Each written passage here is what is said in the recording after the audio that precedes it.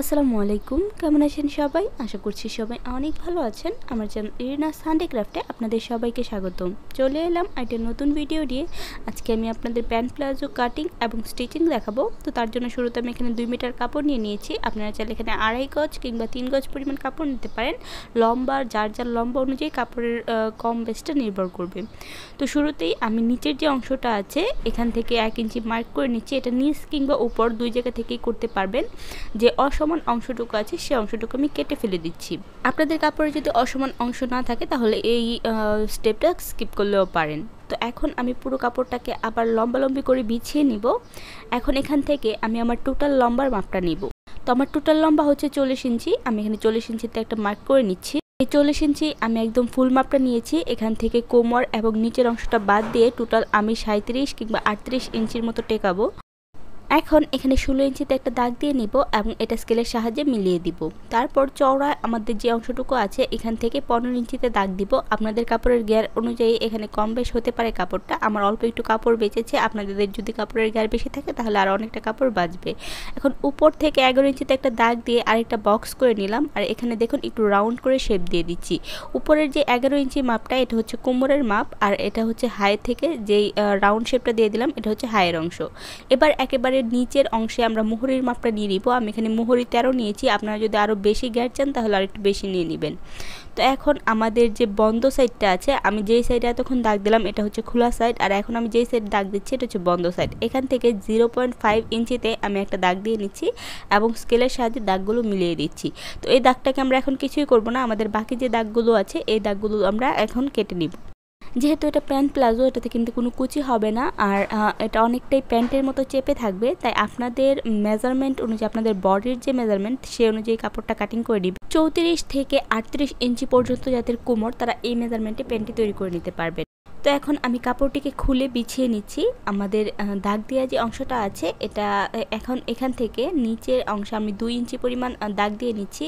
এখন স্কেলের সাহায্যে আড়াআড়িভাবে বা কোনাকুনিভাবে এই দাগটা মিলিয়ে দিব। আমি এখানে যে স্টেপগুলো দেখাচ্ছি সবগুলো স্টেপই খুব নেসেসারি, তাই চেষ্টা করবেন কোনোটা অ্যাভয়েড না করে বা স্কিপ না করে একদম আমি যে নিয়মটা দেখাচ্ছি সেই নিয়মে কাজটা করার, তাহলে দেখবেন একদম পারফেক্টলি আপনাদের প্যান্টটা তৈরি হবে। তো এখন আমাদের হাইয়ের অংশ থেকে 1 ইঞ্চি করে একদম নিচ পর্যন্ত একটা দাগ দিয়ে দাগটা মিলিয়ে দিয়ে এটা কেটে নিচ্ছি। অবশ্যই এটা কিন্তু এক সাইডে শুধুমাত্র করতে হবে, দুই সাইডে কিন্তু না। এখন আমরা যে 0.5 ইঞ্চিতে একটা দাগ দিয়েছিলাম সেই দাগটা এখন কেটে নিচ্ছি। তো এখানে আমাদের দুইটা করে 4টা পার্ট হয়ে গেল। তো প্রথম যে পার্টটা আছে এটা হচ্ছে আমাদের ফ্রন্ট পার্ট, আর পরেরটা হচ্ছে আমাদের ব্যাক পার্ট।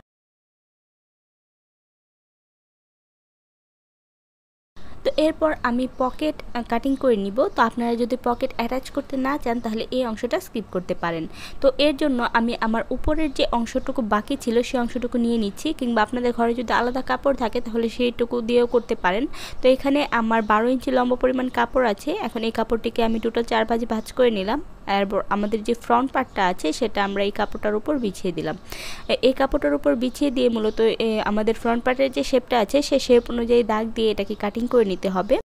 আপনারা যদি পকেট আরও বড় করতে চান তাহলে আর একটু বেশি পরিমাণ কাপড় নেবেন। আমার এখানে 12 ইঞ্চি মোটামুটি ভালোই বড় হয়েছে। উপর অংশটা কাটিং করা হয়ে গেলে এবার আমাদের বন্ধ যে সাইডটা আছে সেটা আমরা কাটিং করে নিব। এখানে কাটিং করার পর আমাদের কিন্তু টোটাল 4টা পার্ট হয়ে গেল। এবার এটার উপর আবার ফ্রন্ট পার্টটাকে রেখে এটাকে ভাঁজ দিয়ে আমরা পকেটের জন্য একটা শেপ তৈরি করে নিব। এটা উপরে রাখার কারণ হচ্ছে এটা উপরে থাকলে আমাদের বুঝতে সুবিধা হবে যে কত দূর পর্যন্ত প্যান্টের যে কাপড়টা এটা এসেছে, আর শেপটা সুন্দর হবে। আপনারা চাইলে এটা নর্মালি একটা রাউন্ড শেপ দিয়ে দিতে পারেন, তাতে হবে। বোঝানোর জন্য কাপড়টাকে উপরে রাখলাম। এবার দাগ অনুযায়ী কাটিং করে নিব। আপনারা চাইলে এটাকে স্কোয়ার শেপও রাখতে পারেন, বাট আমি রাউন্ড শেপ করে দিয়েছি। এবার আমাদের যে 4টা পার্ট আছে এখান থেকে আমরা 2টা পার্ট আলাদা করে নিব, আর এখানে রাখবো 2টা পার্ট। তো যে 2টা পার্ট আমি আলাদা করলাম এটা হচ্ছে ব্যাক পার্টের জন্য, আর যে 2টা পার্ট এখন আমি কাটিং করে নিব এটা হচ্ছে ফ্রন্ট পার্টের জন্য। তো শুরুতেই আমি এখানে 6 সেন্টিমিটার একটা দাগ দিয়ে দিলাম। এবার অপর পাশ থেকে 20 সেন্টিমিটার অথবা 8 ইঞ্চিতে একটা দাগ দিয়ে নিব। এবার দাগ অনুযায়ী আমরা একটা বক্স তৈরি করে নিব এবং বক্সের ভিতরে একটা রাউন্ড শেপ দিয়ে দিব। এরপর দাগ অনুযায়ী কাটিং করে নিব।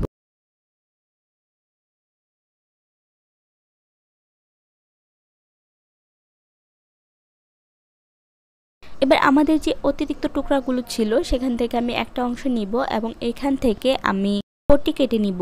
আপনারা যারা সেলোয়ারে পট্টি পরতে পছন্দ করেন তারা অবশ্যই এভাবে একটা পট্টি কেটে নেবেন, এতে সেলোয়ারটা অনেক বেশি কমফোর্টেবল ফিল হয় পরতে।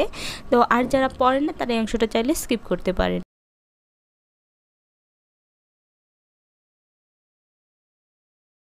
এর মধ্যে আমার কাটিংটা কমপ্লিট হয়ে গিয়েছে, এখন আমি চলে যাব সেলাই মেশিনে। তো শুরুতেই আমি এখানে পকেটটা রেডি করে নিব, পকেটটা ফ্রন্ট পার্টের সাথে অ্যাটাচ করে নিব। আর অবশ্যই কিন্তু প্রথমে যে পকেটটা আছে এটা অ্যাটাচ করে নেবেন। আর যদি পকেট স্কিপ করেন তাহলে সরাসরি সেলোয়ারের যে মূল যে সেলাইটা আছে সেটাতে চলে যাবেন। তো আমরা এখানে ফ্রন্ট পার্টের জন্য যে পার্টটা কেটেছি এটার সাথে একটা সেলাই দিয়ে দিব। এটা মূলত আপনারা যে কাপড়টা নেবেন এটা উল্টো পাশ করে সেলাই করে নেবেন, যাতে এটাকে উল্টালে এটা সোজা পৃষ্ঠা হয়ে যায়। তো আমার যেহেতু এক কালার কাপড় তাই সোজা উল্টা এরকম কিছুই নেই, আমি জাস্ট একটা সেলাই দিয়ে দিচ্ছি। একই সাথে আমি দুইটা পার্ট সেলাই করে নিচ্ছি। অবশ্যই সেলাই করার সময় একটু সাবধানে সেলাই করবেন যেন শেপটা নষ্ট না হয়। শেপটা যদি আঁকাবাঁকা হয়ে যায় তাহলে কিন্তু দেখতে ভালো লাগবে না। সেলাই করা হয়ে গেলে এবার আমি কাপড়টাকে উল্টে নেব এবং উল্টে একটা চাপ সেলাই এর উপরে বসিয়ে দিব। আপনারা চাইলে চাপ সেলাইটা একটু কাছাকাছি দিতে পারেন, বাট আমি একটু দূরে থেকে দিয়েছি, এতে আমার মনে হয় যে দেখতে আরও বেশি ভালো লাগছে। একই পদ্ধতিতে আমি আমার দুইটা প্যান্টের পকেটটি সেলাই করে নিব। তো এরপর আমাদের পিছনের বা ব্যাক পার্টের জন্য যে পকেটের অংশটা ছিল সেটা কিন্তু কাটা হয়নি, তো এটা এখন আমরা এটা ফ্রন্ট পার্টের সাথে অ্যাটাচ করে দিব। তো এটা আমাদের যে ফ্রন্ট পার্টটা আছে সেটার এবং ব্যাক পার্টটার একটা সাইড ধরে বা যে সাইডটা রাউন্ড আছে সেই সাইডটা ধরে এখন আমরা সেলাই করে দিব। এটাতে মূলত আমরা এটার ভিতরে বক্সটা মূলত এখন তৈরি করে নিব। বক্সটা তৈরি করা হয়ে গেলে এটা আমরা মেন কাপড়ের সাথে অ্যাটাচ করে দিব। এ পর্যায়ে বলে রাখি, যারা আজকে আমার চ্যানেলে নতুন, আমার ভিডিও যারা আজকে ফার্স্ট টাইম দেখছেন, আমি ইরিনা, আমার চ্যানেল ইরিনাস হ্যান্ডিক্রাফটে আমি মূলত গার্লস হ্যান্ডিক্রাফটের বিভিন্ন বিষয়গুলো শেয়ার করে থাকি। আমি আমার চ্যানেলে হ্যান্ড এমব্রয়ডারি থেকে শুরু করে হ্যান্ড পেন্টিং, ব্লগ, বাটিক এবং ড্রেস মেকিং সহ বিভিন্ন ডিজাইন আইডিয়া শেয়ার করে থাকি। তো যদি আমার ভিডিওগুলো ভালো লাগে, আমার কাজগুলো যদি আপনাদের পছন্দ হয়, তাহলে প্লিজ আমার চ্যানেলটাকে সাবস্ক্রাইব করে পাশে থাকা বেল আইকনটিতে ক্লিক করে রাখবেন আমার রেগুলার আপডেটগুলো পাওয়ার জন্য। এর মধ্যে দেখুন আমার দুই সাইডের পকেটগুলো কিন্তু কমপ্লিট হয়ে গিয়েছে। এখন আমরা ফ্রন্ট পার্টের সাথে ব্যাক পার্টটা অ্যাটাচ করে দিব। এক্ষেত্রে আমি ফ্রন্ট পার্টটা প্রথমে মাটিতে বিছিয়ে নিয়েছি আর তার উপরে ব্যাক যে পার্টটা আছে এটা উল্টো করে বিছিয়ে এখন এই বরাবর আমরা একটা সেলাই দিয়ে নিব। সেলোয়ার তৈরি কিন্তু এমনিতেই সহজ, বাট প্যান্ট সেলোয়ার যখন আপনি তৈরি করবেন, প্যান্ট প্লাজো কিংবা সেলোয়ার, তখন একটু ভেজাল আছে, মানে একটু বারবার সেলাই করতে হয়। তো এই যে দেখুন আমি সেলাই দিয়ে বরাবর মতো একটা চাপ সেলাই দিয়ে দিয়েছি, আর চাপ সেলাইটা আমি একটু দূরে থেকে দিয়েছি। নর্মালি দেখবেন প্যান্টের কাপড়গুলোতে চাপ সেলাইটা একটু দূরে থেকে দেওয়া হয়, তার জন্য আমি একটু দূরে থেকেই দিলাম। তো এই যে এখন আমি একটা পার্টের উপর আরেকটা পার্ট উল্টো করে বিছিয়ে নিয়েছি। এবার এখানে আমার হাইয়ের যে অংশটা আছে এই হাইয়ের অংশটা অ্যাটাচ করে নিব। আর আমি যেহেতু পট্টি দিয়ে তৈরি করব তার জন্য প্রথমে আমি এখানে পট্টির কাপড়টাকে অ্যাটাচ করে দিব। তো যারা পট্টির কাপড়টা অ্যাটাচ করবেন তারা দেখুন কিভাবে করবেন। আমাদের যে তিন কোণার মাথাটা আছে এই দুইটা মাথা প্রথমে অ্যাটাচ করে দিব, আর খোলা যে অংশটা, এই খোলা দুই অংশ যখন একসাথে হবে তখন এই দুইটাকে অ্যাটাচ করে দিলেই আমাদের হাইয়ের যে অংশটা আছে সেটা অ্যাটাচ হয়ে যাবে।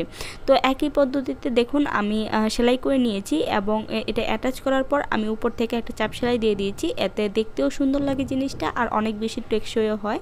তো এই যে আমার হাইয়ের অংশটা কমপ্লিট হয়ে গিয়েছে। এখন আমি নিচের যে ঘেরের অংশটা আছে এটাকে একটা ভাঁজ দিয়ে তারপর দুইটা সাইডে অ্যাটাচ করে দিব, অর্থাৎ সালোয়ারের যে শেপটা আছে এটা কিন্তু হয়ে যাবে। তারপর শুধু আমাদের কোমরটা অ্যাটাচ করতে হবে। তো আমি নিচের যে অংশটা আছে এটা একটু মোটা করে দিব, আপনারা চাইলে এখানে একটু কম বেশ করে দিতে পারেন। তো আমি একটু মোটা করেই দিব, কারণ আমি যেহেতু 40 দিয়েছিলাম, আবার উপরে কোমরের অংশে যাবে 2 ইঞ্চি, অর্থাৎ আমাদের 38 ইঞ্চি, আর নিচে এখানে আমার 1 থেকে 1.5 ইঞ্চির মতো যাবে, অর্থাৎ এখানে আমার 36 থেকে 37.5 বা 37 এমন টিকালেই কিন্তু আমার জন্য পারফেক্ট হয়। এই পর্যায়ে সেলোয়ারের নিচের ঘের এবং দুই পাশ আমার সেলাই করা কমপ্লিট হয়ে গিয়েছে। এখন আমি কোমরের অংশটা অ্যাটাচ করে নিব। তো কোমরের জন্য প্রথমে আমি এখানে ইলাস্টিক কেটে নিব। তো আমি এখানে 24 ইঞ্চি পরিমাণ ইলাস্টিক নিচ্ছি। আপনার যে কোমরের মাপটা আছে টোটাল মাপ তাকে অর্ধেক করবেন, অর্ধেকের সাথে আপনারা 4 থেকে 6 ইঞ্চি পরিমাণ ইলাস্টিক বাড়িয়ে তারপর এটা অ্যাটাচ করে নেবেন, তাহলে দেখবেন একদম পারফেক্ট আসবে। এরই মধ্যে আমার সেলোয়ারটা তৈরি কমপ্লিট হয়ে গিয়েছে, দেখতেই পাচ্ছেন আমি এখানে কিছুটা হাতের কাজও করে নিয়েছি। তো আজ এই পর্যন্তই আমার কাজটি মূলত শেষ হয়ে গিয়েছে। আপনারা যদি এইভাবে ট্রাই করেন তাহলে দেখবেন একদম পারফেক্ট প্যান্ট প্লাজো তৈরি করতে পারবেন। তো ভিডিওটি কেমন লাগলো অবশ্যই কিন্তু আমাকে জানাতে ভুলবেন না। যদি ভালো লাগে তাহলে প্লিজ একটা লাইক দিয়ে ভিডিওটি সবার সাথে শেয়ার করে দিবেন। আজ এই পর্যন্তই। আমার জন্য দোয়া করবেন। আপনাদের জন্য অনেক দোয়া ও ভালোবাসা রইল। আল্লাহ হাফেজ।